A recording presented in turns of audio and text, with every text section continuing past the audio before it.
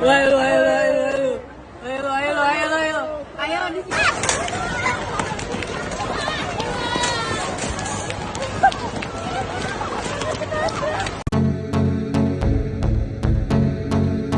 Viral di media sosial sebuah video yang memperlihatkan ribuan fans K-pop NCT Dream berlarian di Bandara Soekarno-Hatta, Jakarta.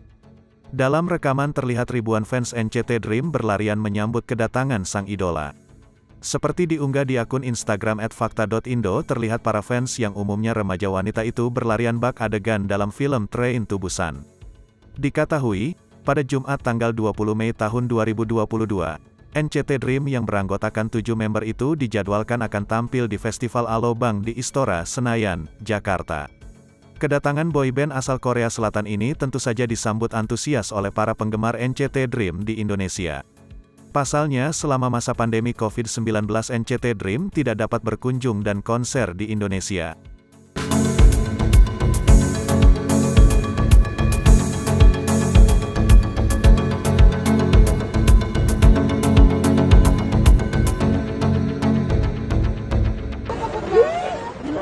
Ini apa ini Train to Busan? Ayo, ayo, ayo, ayo.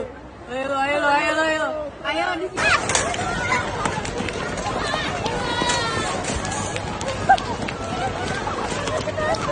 Terima kasih sudah nonton. Jangan lupa like, subscribe, dan share ya.